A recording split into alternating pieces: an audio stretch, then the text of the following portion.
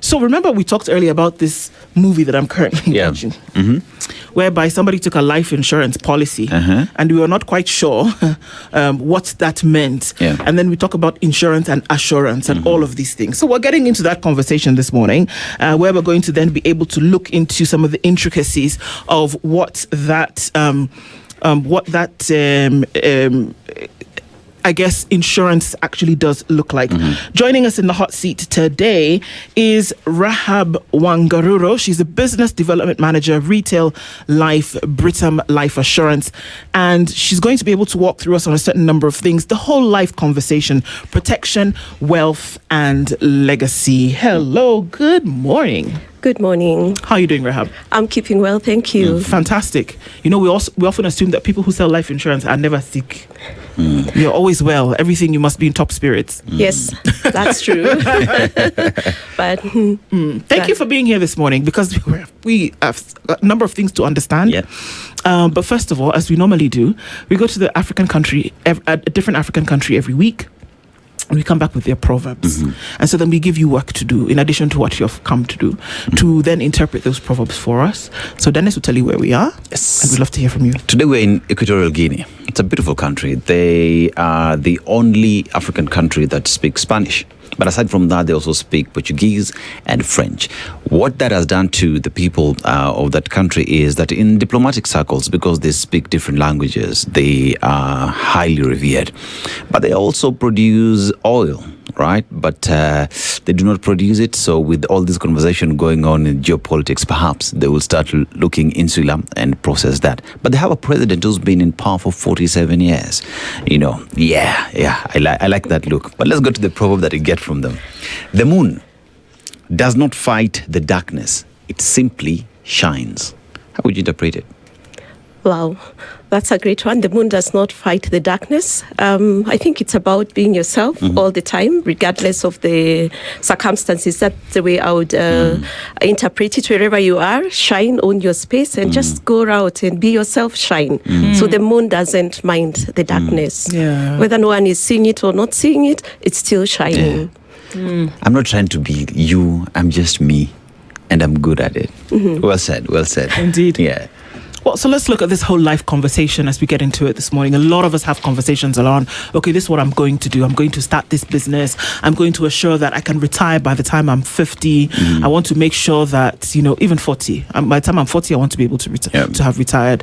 And then I can have set up my own business, and that no matter what, I'll be able to access healthcare. I'll be able to have money for a rainy day.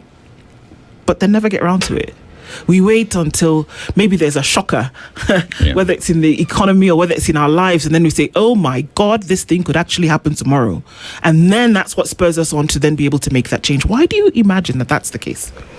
I think mostly about our African setup, the way we look at wealth acquisition, we probably just look at it in terms of I'm acquiring physical assets as I go. I'm buying all these lands and these buildings, but I'm not thinking critically in terms of how then do I structure the what if moment. If I'm not there, what happens with everything that I have acquired?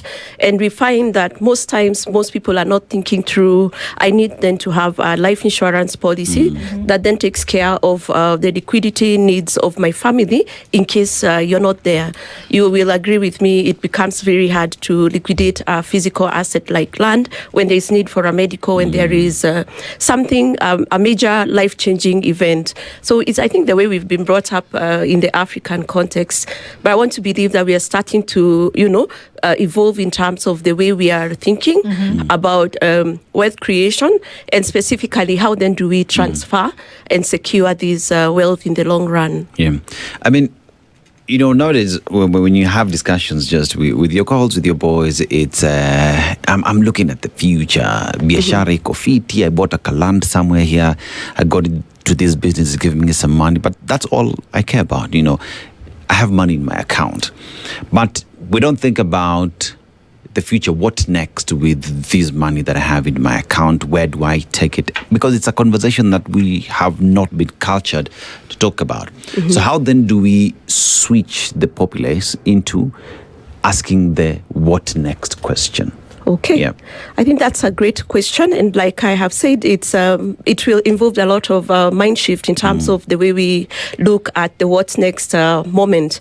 We as a population need to just become comfortable thinking about the risk events that can happen as you're going through your life.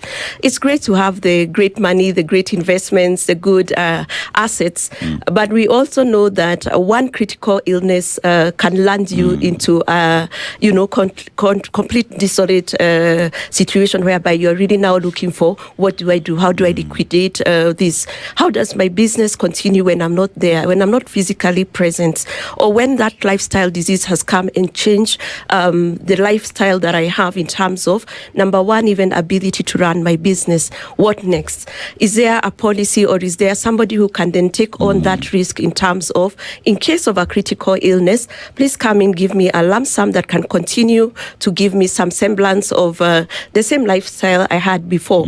That way, I protect the wealth that I'm already having. I do not need to liquidate my assets. I don't need to go and break my investment in order to take care of that risk event. And even beyond that, what happens? Because we always say it's not for death, it's not what if, it is when, it's a certainty. So I think we need to really think through how we are looking at this whole issue of insurance with regards to the next moment. To life. And to life, yes. So what is... Okay, we use insurance assurance interchangeably. First of all, are we wrong? Not really. Okay. Not really. Insurance is basically just taking the fact that you are picking a risk event and transferring that risk event to somebody else who can then come in. So, for instance, the risk when you insure your motor vehicle, you want to be indemnified in terms of if you are at a point at which you've lost that vehicle through an accident, you'd be returned or taken back to the point of before the loss. So insurance is about transferring the risk to underwriter who can then indemnify you. Now, when it comes to life assurance, you can't over-insure a life. If somebody is not there, you cannot return them back to life, but you can certainly, as an individual, take an insurance policy that then sort of comforts your family, So insurance, that's it. So we have wealth, we're doing well, we're enjoying, and everything is good. But there needs to be a plan, because most of the time, the reason why we find ourselves, we say that you are only a sickness away from poverty is because we do not plan on whenever these incidences do happen. So take us through the entire need of having a plan on managing these wealth that we have today for the rainy or sunny days to come. How critical is it for an individual to have a plan around wealth that they have created to secure it for the later dark days, pretty much? All right, I think that's a great question, and we work so hard to actually acquire that wealth, but sometimes we are not thinking through in terms of the structures that are there to then protect that wealth beyond us. And you can imagine what happens when now an insured or a property owner, somebody who has acquired so much wealth, is no longer there. Number one, in the African context, we find there's chaos. Yeah. It's a recipe for chaos. And we've seen family disputes immediately coming in. You find somebody who had so much wealth not able to, even the family beyond that liquid-wise, maybe there's no liquidity. So I think whole life, when it comes to whole life planning, it is basically a plan which allows you to pay a premium for a short period of time, and that could be 10, 15, or 20 years. And what you're saying in whole life is, I'll pay my contribution for that period of time, but I'll be on cover for the rest of my life. So at the point at which you then pass on is when then the whole life comes and pays an entire benefit to your family. Now, what that does is that it guarantees that, number one, The assets you already have do not have to be liquidated. Number two, within the whole life plan, you can then come and say, I want my beneficiary to be a trust, a trust arrangement, whereby you're giving instructions to a trust to administer your estate on your behalf beyond your life. And this takes care of your family in terms of they have immediate liquidity needs when you're not there. You're then being taken, or making sure that your family is being taken care of beyond your life. Now, we also, within the whole life plan, the main benefit is the death cover. And that death cover grows every year. So if today I start off with a death cover of 10 million, it means next year it will be at a higher value. So every year I'm around, the value of that policy just goes gaining value. That means there is something tangible to be left behind to your next generation without necessarily having to interfere with the assets you have. So we find that a structure. Okay, just take us slowly here. Okay. Rahab. So, Ndu, okay? We can just tick off slowly because so that we can also understand, because sometimes we use these words wholesome and somebody sits and says, okay, that's great, I can take out a policy and I put a little bit of money every month, and then in case anything happens to me, my children will never have to be mistreated, suffer, whatever, they will go to school, kind of thing. On the whole, sounds that's how it works, right? Okay. So what are we talking about here that would be significant enough so that children will continue going to school, household needs will be met? All you need then maybe is an administrator of the account. You see, I'm going many details now starting to unfold. Yes. And this is what we're talking about, whole life insurance. What am I paying per month, per period, that would ensure that the life that is given to these children right now is maintained in my absence? And then, what if I don't die, but the children come of age, knock on wood, we are not dying, come of age, and they could have access to these resources? All right. That's a great question. And we'll just maybe start with what's the minimum contribution you need to do in terms of securing a whole life plan. So a whole life plan, the minimum contribution with Britam is a minimum of 3,000 shillings. But of course, you as an individual are the ones who determines how much coverage do I need for myself. So in case I need a higher coverage, of course, it means that I need to think through what is the cover I would want. That's the one that guides in terms of how much premium do I pay. It is also guided by how old you are. So the older you are, the higher the premium. The younger you are, you start on this conversation, the lower the premium. Now, I said the main benefit is the death cover. And what that means is that the policy actually then pays the next beneficiary at the point of death, or it pays the beneficiary at the point I am not around, is when a whole life pays. So it is for the benefit. Actually, if you think through a whole life plan, it's basically about legacy. I want to leave something behind for my children and ensure that I can create something even out of nothing. In case I was not left for generational wealth, I can actually then purposely create something for them. So every year, this death cover goes growing as long as I'm alive. Now, remember, I said you pay for a limited time period. You can either pay a single premium or you can pay now the premiums either quarterly, monthly, semi-annually, or annually over the term periods we've talked about. Now, when that term comes to an end, you simply stop paying premium, but you remain on cover for the rest of your life. And that death benefit continues to grow. So assuming you have a long life to live, it means it is a greater time period for your family to then, for that policy to then gain value for the benefit of who? Your child. But I must die in order for it to be activated. For the whole life, yes. Okay. However, it then does have benefits which you can access when you're still alive. Okay. And this is you as the individual who is insured. So the first benefit is critical illness. In case you get a first-time critical illness, you can access part of that benefit, which you give you as a lump sum for you to be able to take care of the lifestyle changes that come with the critical illness. Then at the point of critical illness, what happens is we waiver the premium. We tell you, sorry for your illness, here's some lump sum to take care of you, but we don't need you to continue paying premium. And after how long does that kick in? Let's say we're in 2026, okay? You've maybe done quarterly, you come to the end of the year, you're still alive. how long does it kick in for you to then be able to give a lump sum if somebody then gets one of these critical illnesses? It depends. And with insurance, it's mostly we look at it in terms of, have you gone for medical, have you not gone for medical? So if you go for medical and we accept you, even in month 2, if you come and you say I've contracted a listed critical illness, then the cover is active. Okay. However, if you've not gone for the medicals, we might subject you to a waiting period so that we are able to be comfortable with the fact that you've been with us for a year. Then after a year, the cover is completely active. Okay. Right.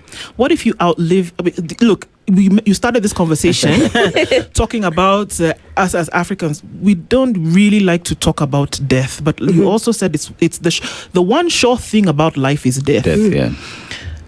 What if you outlive your beneficiary?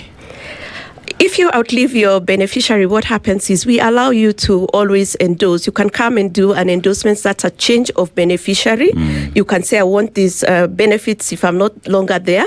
It was child A or child B. You can then move it to my sister or whoever you like to move it to.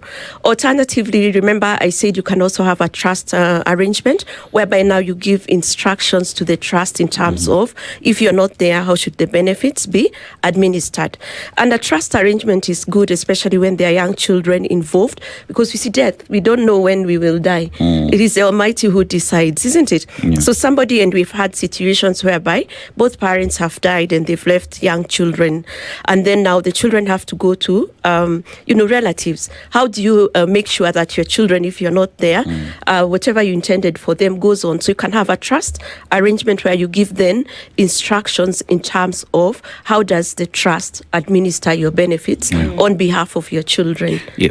So, you see, what you're talking about mostly, the way I look at it, it's about the future of your loved ones, pretty much, and how you will live them. That we're talking about, I will take a life cover, how to manage my wealth, so that in the event that I'm not there, the people I'm leaving behind have it easy, or rather I've given them a step ahead in life. That perhaps it's about time that these conversations started taking that direction where it is you putting in the hard work, right? Because God has blessed you, but you think about the generation and how you would leave them, because one thing is constant is that death, everybody will taste it. But even while at that, does not mean that even if I'm alive and I have my own difficulties, I am not able to benefit from this cover. Are these discussions perhaps that many are having? Are we seeing that change? Yes, we are seeing that change. You can acknowledge that there is a rising population of middle upper class. Of course, people are getting, we're in the information age. There's a lot of information in terms of financial planning. How do you plan for your life? How do you plan for your legacy? And as people are becoming more and more aware in terms of, it's not only about wealth acquisition, it's not only about my investments. I must then think through beyond myself. What can I do in terms of structuring maybe a mechanism that can allow my next generation to propagate. So I look at it as you thinking through your next generation and how would you want your house to be left when you're no longer there. You know, how do you remove the confusion of who gets what? How do you remove that conversation of if I'm no longer there, what is required immediately? So our whole life plan is actually really good. Like I have said, critical illness cover, disability cover is also part of it. In case you get disabled, you get again a lump sum. And then there's an interesting one also called the waiver of premium on retrenchment for people who are employed. We have that rider as a rider benefit, whereby in case you're employed and you have that rider and you get into a retrenchment, we waiver your premium for about 6 months just to give you a reprieve for you to be able to sort yourself up, you know? Yeah, but this conversation has been seen as an elitist conversation. It is for the wealthy in the society. You know, it is a conversation that millionaires, billionaires are the ones who are having this conversation because perhaps they've thought about it. Why is that the case? And how do we change it so that everybody in the Republic, 55 million Kenyans, start having that conversation? Because whether they like it or not, it's affecting the entire stratosphere. Yes. Yeah. Like I said, it's about legacy planning. You want to think through what happens beyond yourself. I want to believe even that's not necessarily for the billionaires or for the elitists. You can imagine somebody who is a sole proprietor and they're the only ones. And I've seen such cases whereby this is a sole proprietor. He's running his business. He's given his family a very good lifestyle. You know, they are happy the way they live in good places. But then what happens when death occurs? We know that the sole proprietor's business ends. And that completely immediately impacts the livelihood of the people who depend on him. This might also be a small trader.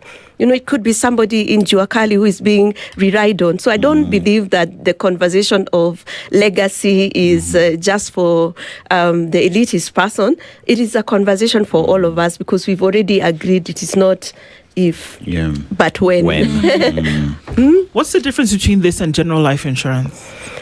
All right, general life insurance basically is about the assets you have. So if I'm talking about maybe a land and a building, what are the perils that could happen? There could be fire, there could be burglary. If I'm talking about my shop, it could be theft of stock. So whenever you think about insurance of physical assets, that falls under the general insurance business.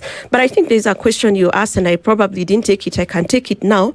What's the difference between whole life and the other life insurance policies we have in the market? While you find that most life insurance in the market expire after a term. So for instance, let me give an example of a plan which we have, which is called Tegemeo. This is a policy, again, that pays or covers me against the main risk event, again dying. But then what happens is that I pay within a term of either 5, 15, 20, 10, 15, or 20 years.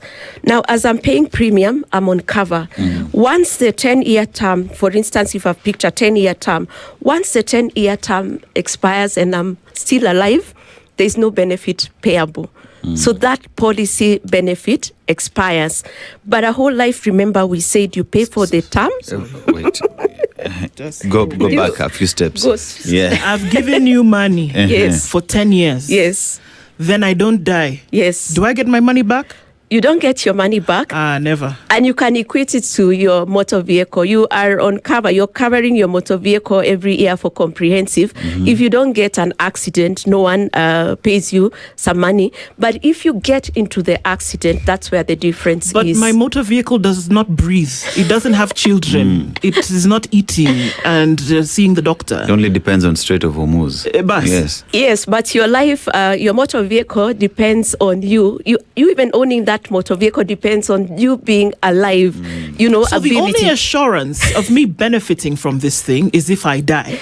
That's on the regular ones. Yes, that's on the remember we said it is paying the risk. The main risk event is death. Right. But now whole life covers you for the rest of your life, as opposed to the other policies which expire. It's almost like you're encouraging folks to kick the bucket so that you can actually get this money that you've saved. That's what it sounds like.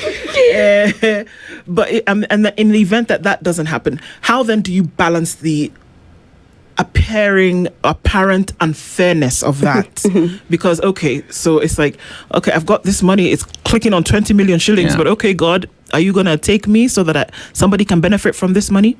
Because you can then imagine what happens in a situation whereby it doesn't happen, and then you've put away this money for this period of time. I mean, I hate to say with the hope that you will go so that somebody can benefit from it, but then it doesn't happen, and you've put away this. How do you come back from that, Rehab? Oh, okay. We said whole life is basically about legacy, and I think we need to accept that it's about legacy. It's about me protecting and making sure there is something for my family. Now, you might find that as I'm doing my whole life as an individual who is also doing financial planning, I'm also into other plans that then cater for that need. So I'm into a plan that is helping me grow my investments. So what I would advise is whole life and insurance policies actually tick the box, especially when you reach a certain age, when you've acquired quite a bit, you realize, wait a minute, you actually reconcile yourself with the fact that death is inevitable. So whole life plan is basically about that acceptance that it is not necessarily for you to gain, but it is for the gain of the people behind you. Yeah. Rahab, I want to look at this conversation in terms of insurance penetration in the country. For a very long time, we've staggered at around 3%, right? And for as more young people get into entrepreneurship, as more Kenyans get into this space, it is hoped that insurance penetration continues to go further, right? So what are we looking at in the near future in terms of you even pushing these conversations so that more Kenyans come in? Because at the end of the day, more people are getting into business and more people are getting wealthier. So then how do we ensure that as we do well, insurance penetration as well continues to grow? Is it a concern for the insurance industry? Yes, it's definitely a concern, and that's a great question because we are always innovating products. Not necessarily. The whole life is definitely, we've done a revamp. We've actually had the product, but we've revamped it, taking into consideration a lot of research of what's going on. But then we have also gone through a space when we've really innovated quite a bit within the insurance savings space. And what we are seeing really ticking a box for the younger generation is, what we call the unit-linked plans. These are life insurance policies that have a component of savings, but then they also have a risk coverage. So somebody is being able to see, as I save, there's a return to myself as I'm alive, but in case of an incident, I'm also covered. Now, those are becoming very popular amongst the young population. We note that they like to do things digitally. So we are also really heavily innovating around how do we empower them to be able to access these products easily. A young person wants to just go onto their phone and do a product quite quickly. So we are innovating heavily so that we are also driving up those penetration numbers. We are also really targeting the mass market in terms of, the Juakali sector, the sector which everybody maybe we like to ignore. So the mass market becomes for us a priority in terms of having products that really tick the box for those markets. So Mama Mboga, my Boda guys, all these people in the Juakali sector, we have products for you, especially in the investment linked space. Yes. You talk about a lot of some of the insurance terms we hear a lot is sum assured and all of that. I'm like a dog with a bone on this whole life term.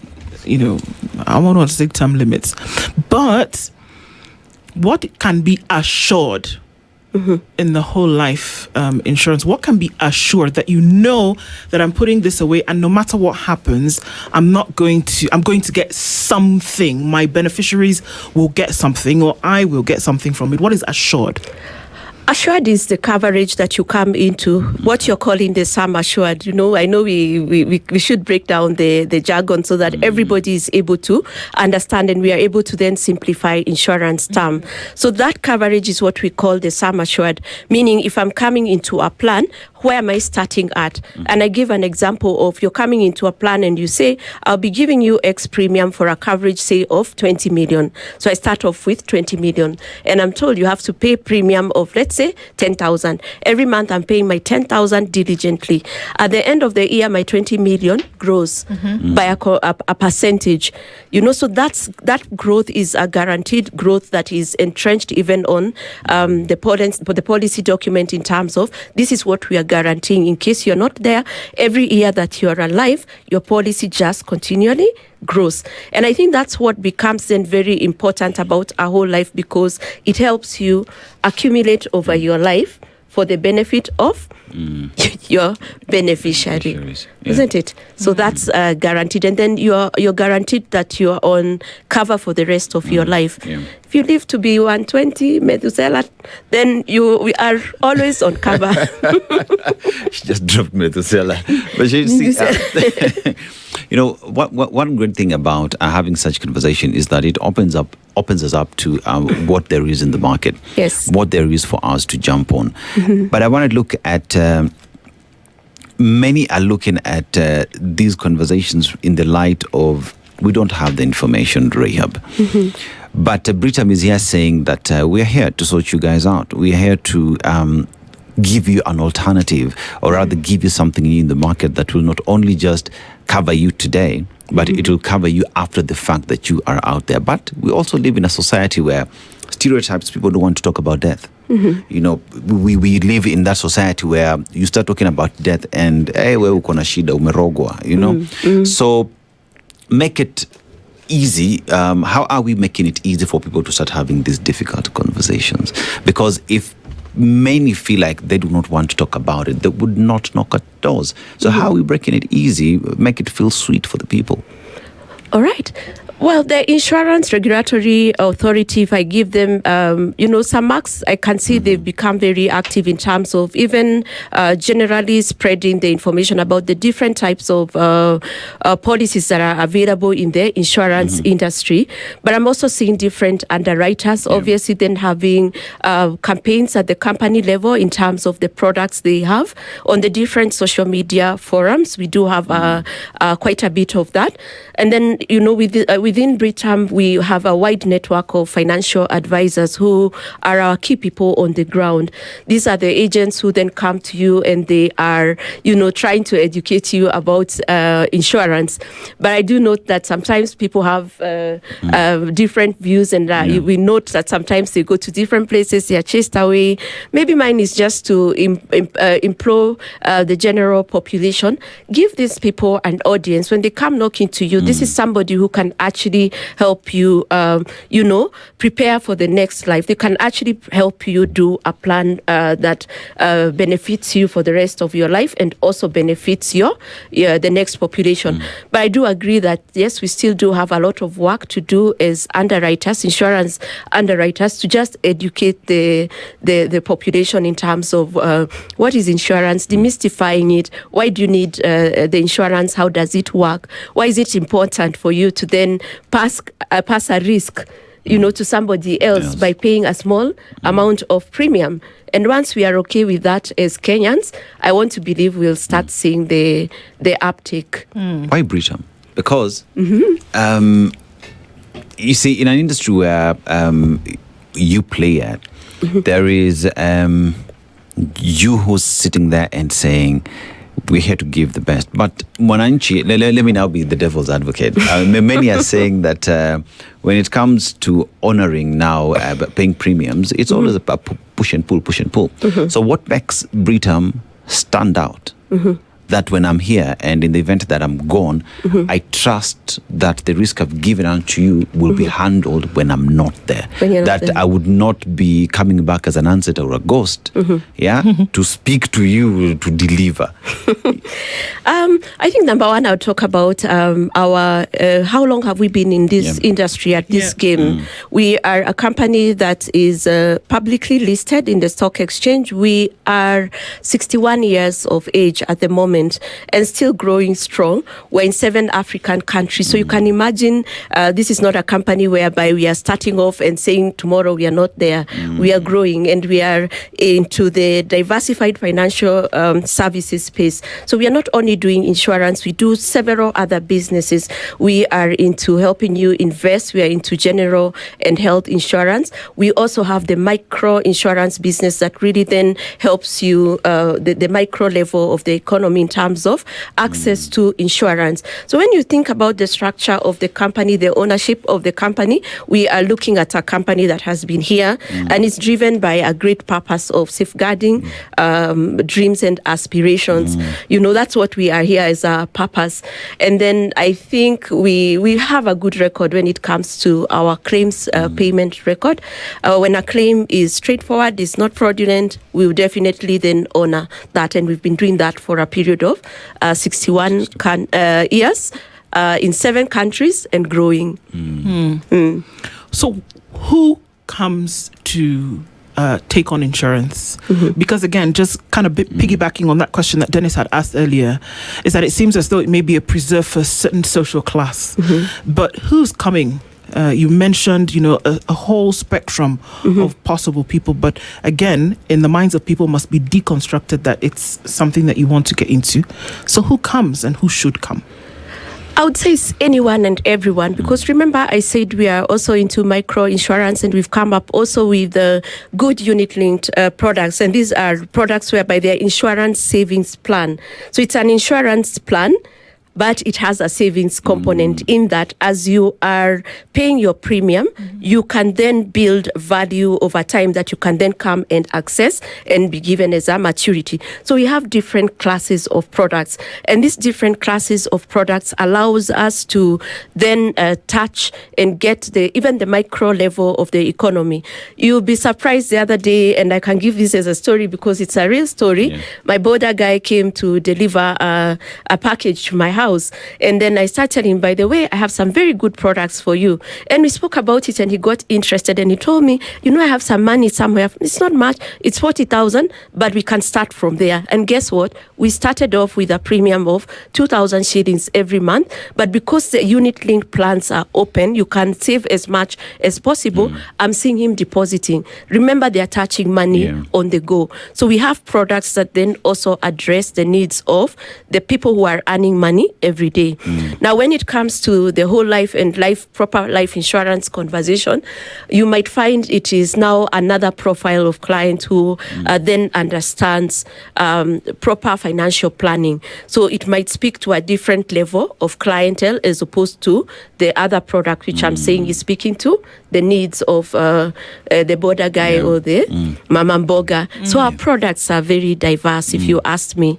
Yes, and that helps us then have insurance for the masses as well as specialized insurance packages. So it's based on an interest growth model whereby you put in something, and then at the end of the term, you get what you've put in plus something on top, or that you see over that time, a certain year will come and there's a bonus that you'll be given that comes from interest. To the life question, is it what you put in that your beneficiaries get, or does that come with an extra as well? That's a great question, because for the whole life plan, which is specifically what we are talking about, of course, we've mixed our conversation with the conversation of the unit link, so that even the mass market is aware that we have products for them. For these products, mostly is insurance, you pay a premium, but the benefit that you get is something much substantial than what it is you're putting in. So it's a growth model. You're coming in, let's say I want a 10 million cover, I've given you 2 million shillings, maybe total premium, but my beneficiary is not going to get 10 million. If I live long, they might get 30 million. If I live long, if I don't live long, they might get the 10 million plus what is on top of that. But remember, I always pay a lower amount than what it is that I get. So yes, you're paying a smaller amount, in comparison to what it is you're getting or your family is getting as a benefit. So they're getting much more than, because if I were to pay 10,000 shillings a month, for example, for a year, that's 120,000 shillings over the year. And if it's for 10 years, that comes to what? About 1.2 million shillings for 10 years. So what you're saying is that amount would guarantee you maybe more than that. Much more than that. Much more. Because you see, we remember we said we start with a starting coverage of an amount, which is what we price and we give you a premium for. And if you are in agreement, we move forward. You can either pay monthly depending on what you want. But we are guaranteeing you that, yes, you've given me your 1.2 over 10 years, but maybe I'm giving your family 15, 16 million, depending on when so the policy continues growing. And I think we might not be able to get into the detail at this point. And that's where now the financial advisor becomes a critical person in this conversation, because they're the ones who then help you break down what does it mean for you, what does it mean for the other person. Remember, we're at different ages. So for my small premium of 10k, I might be 45, he might be 30. For me, I might be getting 10 million, but he could be getting 15 because he's much younger. Okay. So I hear a conversation where, because when I'm having this discussion with, say, the person selling me the policy, this conversation does not just end there. There is conversation with financial advisor who will now break it down for me to understand and to also perhaps guide me throughout the policy. So take us through that on the need of, so there is you who's selling me the policy, but there is also a financial advisor who's able to guide me throughout what is best suited or what will work for me Am I getting it right? Yes, you are getting it right, because you see, it's a need-based approach in terms of where you are at in your life, what are your priorities right now, what do you already have, have you invested, do you have some bit of savings? Because you see, I might not be able to convince somebody to get a whole life who probably hasn't taken care of the short-term needs.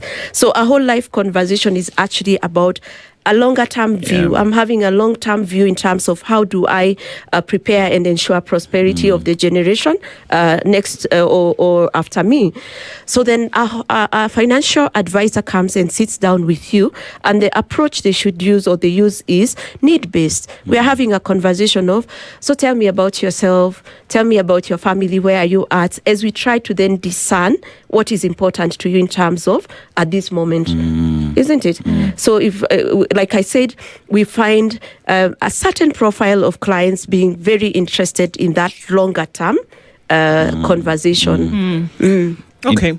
You know, my dad would say chaka chaka. That is just start. That's Luo for just start, you know. And when you get into these conversations, especially when you're starting, you look at 1.2 million. And it's a huge amount for anyone, because you look at, when will I ever get to 1.2 million? But the earlier you start, then your journey towards achieving that starts, and even getting the, say, 15 million bob whenever you're not there, starts by you just starting. So just bring us to how you break it down to an individual to understand that, fine, we know that the overall goal, which is, say, 1.2 million, is far from you now. But if you start, it's a journey towards that. Break it down for us to understand that it is not about, it is about where you're headed, not what it is you're looking at in short sight. Exactly. And I keep on just circling back to it has to be, number one, legacy planning and creating structure for your family has to be important to you. We have to first be in agreement that that is important, so that we can get to the point whereby how much are you able then to, or what sort of coverage would you want us to speak about for your family. That conversation needs to start from that point, you being in agreement that legacy is important. But remember, I also said that I might not be able to talk to somebody about legacy who hasn't taken care of the short-term needs. So you might find a younger person is maybe looking for help in terms of how do you even do as a basic money market in terms of, I want to create a fund in the short term for me to be able to access this. How do I cover myself for in case I am sick? A medical, that could be important to a younger person. But of course, they just start, and I like that. The best time to plant a tree, I always say, is 20 years ago, you know. But most people, you know, the next best time to start is now.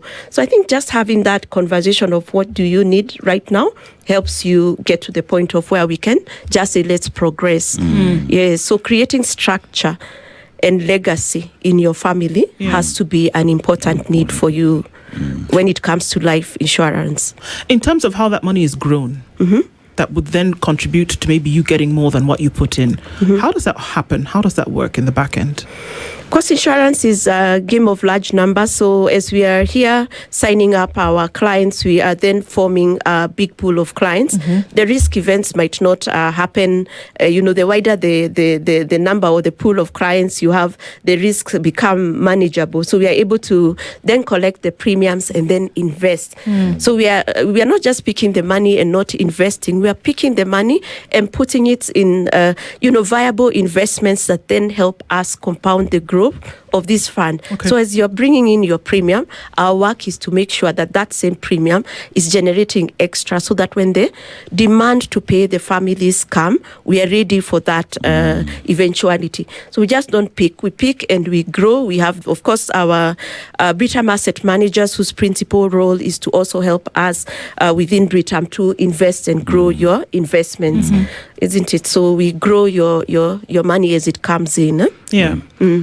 I mean, in the event that I'm away or I'm dying, right? Am I able to have a conversation with you before the fact that once I attain, say, X amount of money, I would want you to help me invest it into this specific program or into this sector that I feel would work? At this conversation as well that one would come and have with you? These are conversations that we have on a daily basis with the people we are in touch with, our prospects, our clients. Yeah. We are always helping them with our different lines of business to invest. Remember, I said we have different types of products. And I think there's a conversation I've seen going on LinkedIn, which I think I see some certain confusion of investment between people confusing between investment and insurance. When I'm investing, I am principally interested in growing the money I have for my own benefit. So I'm putting in money into a plan, which then matures, and I'm the principal beneficiary. But when it comes to a life insurance policy, I might not be the beneficiary. I'm just putting in place structures that then make sure that the people who are around me do not suffer too much in case I'm in an accident, a critical illness, or a death situation. Isn't it? Yeah, so those are two different products, and we are, at hand, really on the ground discussing and helping our clients then discern which one do you want. Do you want an investment plan? Are you already well investment? Do you already have good physical assets? How can we then help you ensure liquidity by helping you invest? And if you're not there, how do we make sure there is immediate money for your beneficiaries when you're not there? And can you have several, are they called policies? Policies. At the same time, you want to be able to send kids to university in the next, I don't know how many years. You want to be able to plan for a trip every 2 years. You want to assure your life in the event that something could happen. Can you do layers of policies within a set? Let's say I give you 50,000 shillings a month. Can you now put it in different places? Is that encouraged for people to do these things that would cover many aspects? Of course it is, and that's a great question because remember we have different needs. You give me your 50,000, maybe I might want to put 10,000 in a money market fund. Out of the 50 you're giving me every month, I might want to put 10,000 in a money market. That then makes sure within 6 months you're accumulating money. In case of an emergency, you can pull out of that. I might also want to have a bit of it in a medical cover, so that when you get sick, you're not again going back to sell your car plot, so that you are able to pay for that medical bill, isn't it? So an insurance, medical insurance cover. I might also want to have a portion of that in a middle-term investment plan that helps me, acquire a certain goal in the next 2-3 years. So in the next 2-3 years, I want to raise money for my mortgage. I can have a portion of the 50 going into a plan that helps me maybe build the deposit for that mortgage. Then I can have the balance in my long-term plan, which is the whole life plan. So you're actually encouraged to think through your life cycle as a human being. We call it the life rainbow. As you go through the paces of your life rainbow, what do you require? You are also educating children. We are educating children. Imagine if by the time your child is in Form 1, you already have a pool of money from which you can pay for their school fees. It helps you plan with this, doesn't it? Yeah, so you are encouraged to have different plans that then cater for the different needs you might have as an individual, so that you're not having to then liquidate or borrow too much. So we help you save. We are interested in helping you save and invest, as opposed to always, putting a noose around your neck in interest, which you pay when you borrow. So the conversation calls for a total mindset switch, for many to look at insurance options as a place of refuge for them, a place where you are guaranteed of maintaining quality of life when you are not there, or even when you're there but things get difficult, you're able to run somewhere for you to get that assistance. So for Kenyans who need this gospel, right, or the gospel has not gotten to them, or even those who are getting this gospel but need to tweak a few things here and there, what would be your message to them? What would be your clarion call when it comes to matters of whole life policies that do exist?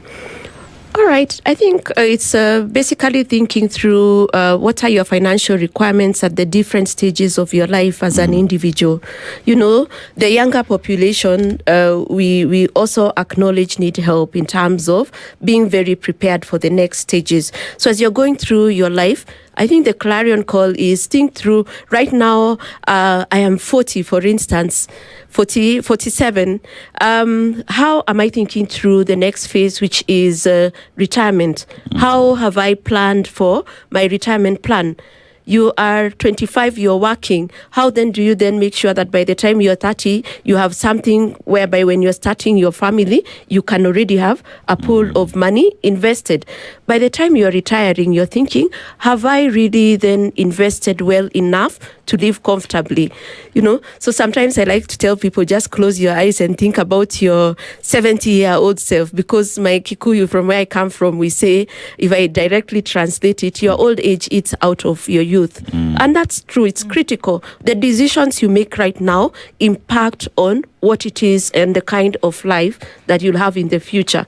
And that's a conversation I want to believe every Kenyan should just accept to get help on, in terms of how does your future look like, isn't it? It can be a bright future, but it can also be a complicated future when you don't put the structures in place for you to have a comfortable life. And think through the dynamics of the families. Right now, we are getting into smaller families. We are getting 2 children, 3 children.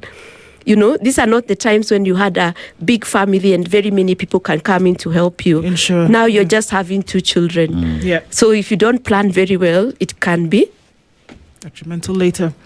The reminders of what we can do and what Britam offers in terms of growing wealth and securing the future. It was a timely conversation, definitely. And we want to thank you for being in the Situation Room this morning. Rehab Wangaroro is the Business Development Manager, Retail Life, Britam Life Assurance. Thank you for being here with us this morning. We're looking forward to more conversations around this issue. Right. Thank you very much. Santisana. For everybody who was in the conversation in the Situation Room, the month of April, thank you very much. This is the Situation Room, the only way to start your day.